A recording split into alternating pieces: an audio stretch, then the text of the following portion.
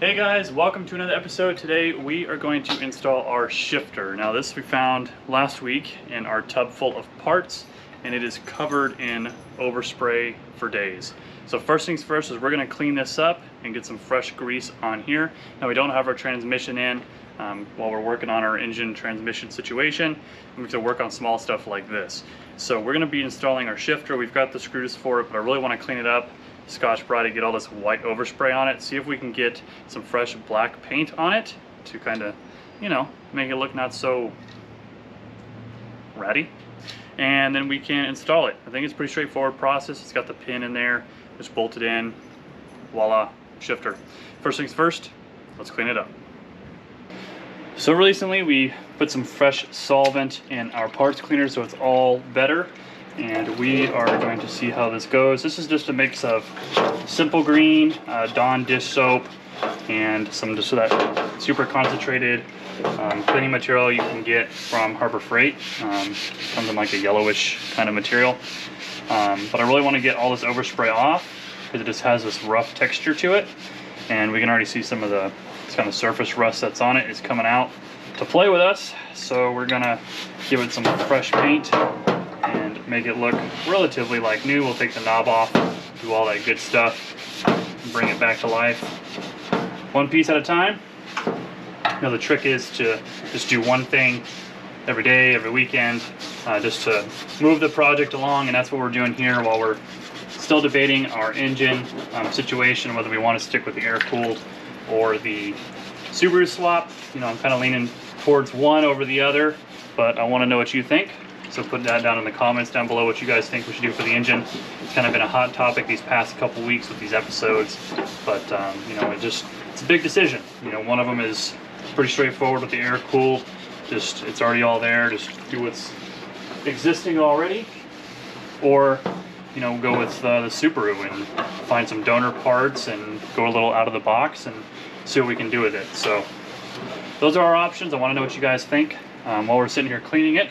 The other thing is we still do have some shirts and drink sleeves available. They are in stock.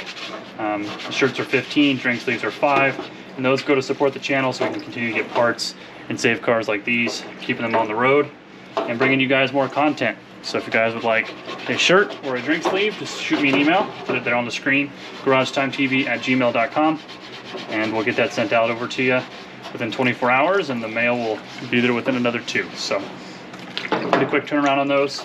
I'm starting to run out, so get them while I've got them. So with that, let's just keep cleaning this up. It's all starting to come off little by little, and we'll start making it look all pretty again.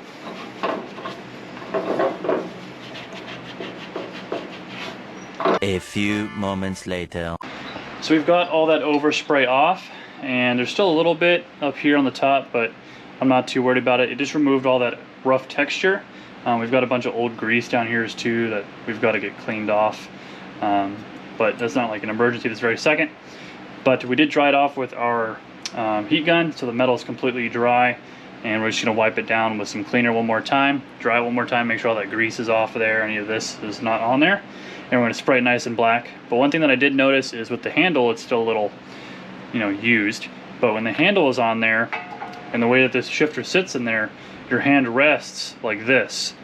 So it makes me think that all this kind of worn away, rusty, shiny metal, somebody's hand was resting on it just like this, and your hand oil is just ate through that top part. But I think that's pretty cool. Just kind of plays towards the history of the bus and the life it's lived. And so we're just gonna spray this off, make it look like new so we can make our own marks in here. So let's get it out in the sun, clean it off one more time, and get some fresh black paint on it.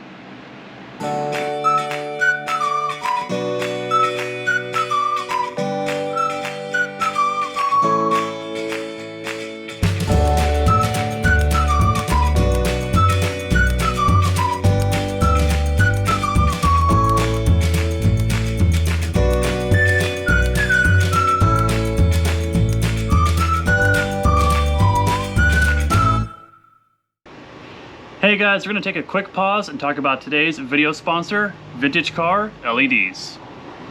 Are you nervous to drive your Classic at night just because your headlights just aren't quite bright enough?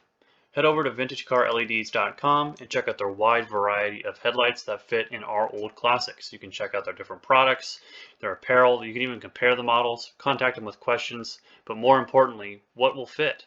If you go here in the middle of the screen, every make and model you could possibly imagine, even for our Fiat is on here. We'll go down to a Volkswagen, which is what we've got. We'll go to all these options. We're going to go down to the transport. We're going to hit search. And here you go. All the headlights that'll fit our make and model are here. Different sizes, bulb brightness, all give you variety and options to drive safely at night. Now here's the good part, is I've got a coupon code for you. You save 10% with the keyword GarageTimeTV at checkout off your entire purchase. Again, use the coupon code GarageTimeTV at your checkout for 10% off your entire purchase. So let's get back to the video. Next thing I want to do in here is get some grease up in here to replace this old stuff. This is just some generic grease I have. It's not anything special. Just want to, make sure we put some more in there because I really don't want to open this all back up again later to have to do this. So I'm just packing it in here. For now, it's not beautiful. I'm not making this pretty by any means, but some fresh grease never hurt anything. Keep everything sliding like it should. So now we're ready to finally install the shifter, and all we're going to do, if I take a second to think about it,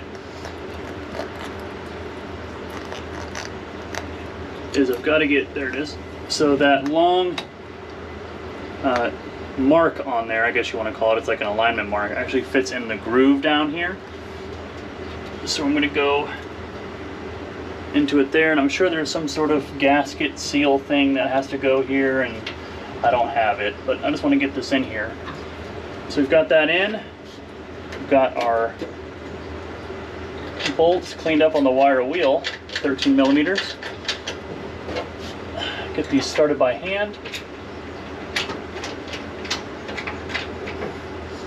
See if we can finish these home.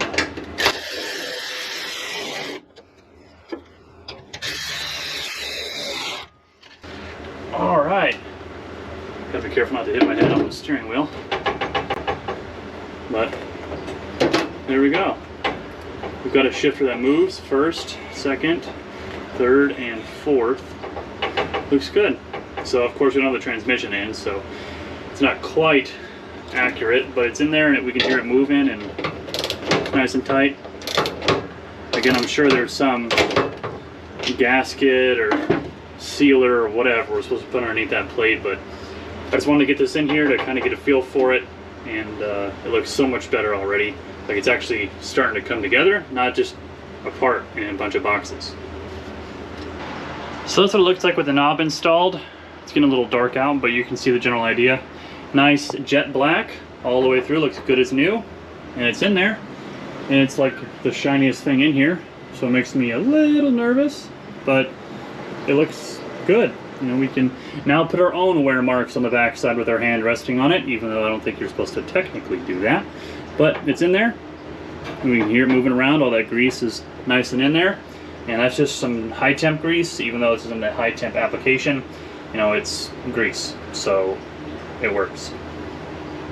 Alright guys, so we're able to get that shifter put in nice and painted all over again. Got that awful overspray off of it. Got it nice and aligned and installed. I'm sure we're gonna have to eventually pull it out for carpet or insulation or whatever, but it's in there and it makes me feel better because it's one thing going back onto the bus and stuff instead of stuff coming off of it. So it's nice to see stuff start working its way back together into it when it's just been like this for well over a year, and it makes me feel better and like we're accomplishing something right. But anyway, that's the end of this episode, guys. I really do appreciate you watching. It's just something short, simple, sweet. It's again, it's just those little things where we get one thing done, another thing done, everything done once a day, once a week, whatever that is, to get this project rolling some more. That way we can get that much closer to getting this on the road. Again, still on the fence about our engine, whether we want to go air-cooled or the Subaru swap. Let me know. Let me know in the comments down below. This is a heated discussion, so just let me know what you think. I'm kind of leaning towards one or the other. I don't know. So let me know what you think down below. I'll take that in consideration as well. The other thing is a name. You're gonna be thinking about a name because I don't quite have a name yet, but I have one in mind. but I want to see what you guys come up with as well. Thank you guys so much for watching. I really do appreciate it. Make sure you like, comment, and subscribe. It really does help the channel, helps us grow, so we can continue to put cars like this back on the road. So until next time, we'll see ya.